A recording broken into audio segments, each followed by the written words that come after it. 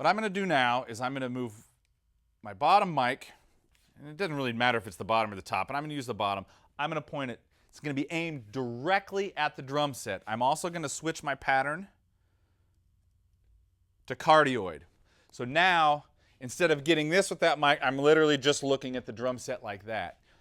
The top mic, I'm going to spin. I'm going to leave it in figure 8, first off.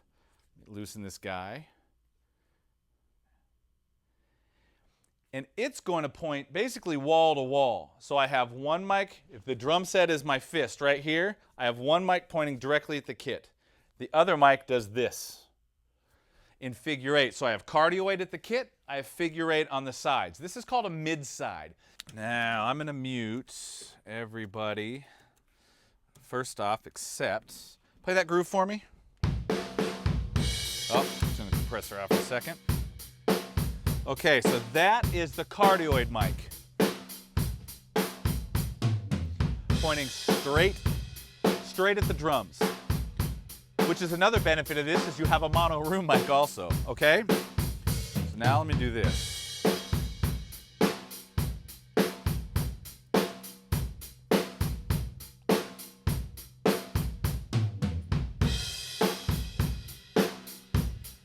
Okay, so here's our top mic. Just one. That's channel 16. I've multed it to channel 17. So it's now going to, that one microphone is going to 2 channels. And I flipped the right one out of phase. Kind of unnerving. If I don't, you essentially have another mono microphone. It's really important that you go, hey, hold on one sec, Hal. It's really important that you take those two and one goes hard left and one goes hard right. We then, now go ahead and play again. Then I'm going to flip it out of phase. Sounds pretty gnarly. This is where it gets fun though. That mid mic pointing at the kit.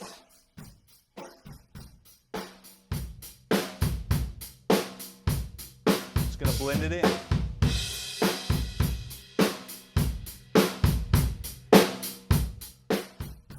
All the way out.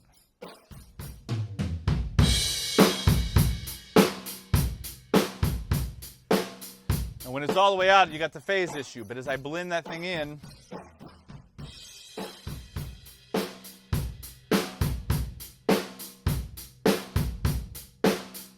two, three, four.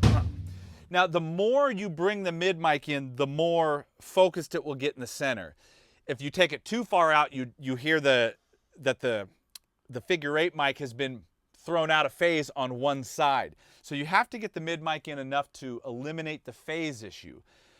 And then you can decide how much to push it, whether you want the room to sound kind of smaller and more mono, or you back it off and it kind of just starts to have some actual width to it.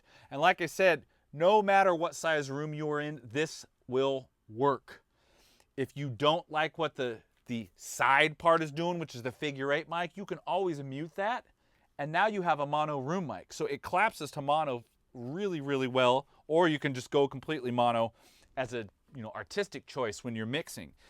Now the other thing, we could go ahead and compress this. What I'm going to do is I'm going to get a little interesting. I'm only going to compress the mid mic. That's it. Give me that same groove there, brother.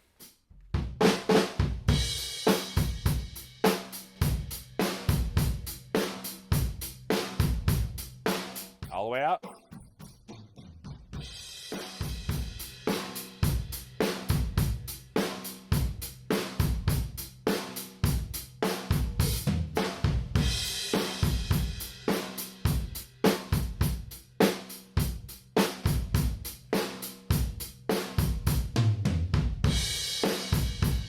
Give me a tom groove after this.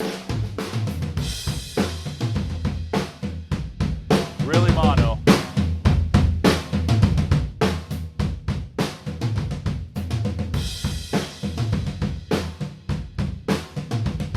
Right now, everything's about even volume-wise.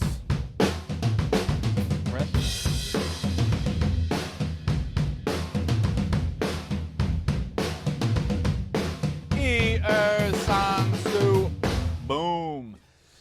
So with the compression, once again, it makes it really exciting. Right now, all my volumes for the mics, for those channels, are pretty much even. So what's this sound like with everything else? Let's find out. I'm gonna turn the compressor back off. We're gonna pull everybody in. We got it going. I'm gonna get a drink of coffee. Kelvin McIntyre, what's up, dude?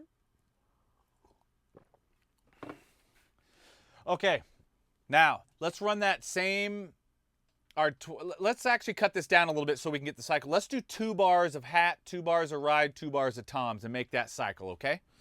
I'm gonna have no room right now. Go for it.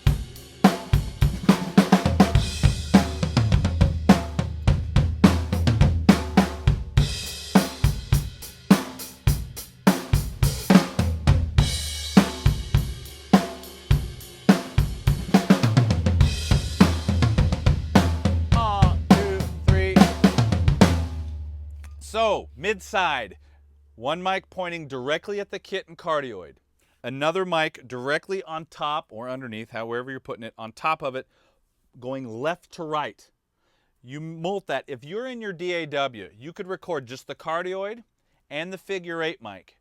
And then when you're done recording, just copy the figure 8 mic to a new track, and then pan one hard left, the other hard right, throw one of them out of phase. I always, the multed one to me always goes right, and that's the one I throw out of phase just because that's my workflow.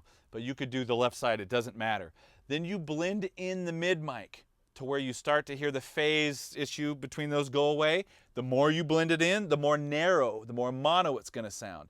The more it's backed off, or even with the side mic, the more it's gonna sound kind of big and wide. This is an awesome setup for even small rooms to be able to get actually create a cool drum sound. Add in a little bit of compression. Use your attack to shave, a faster attack to shave off a little of that transient.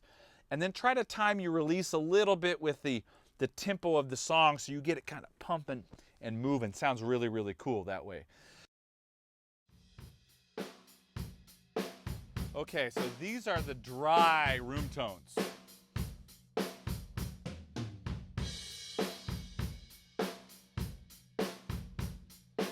Go to the ride cymbal after this.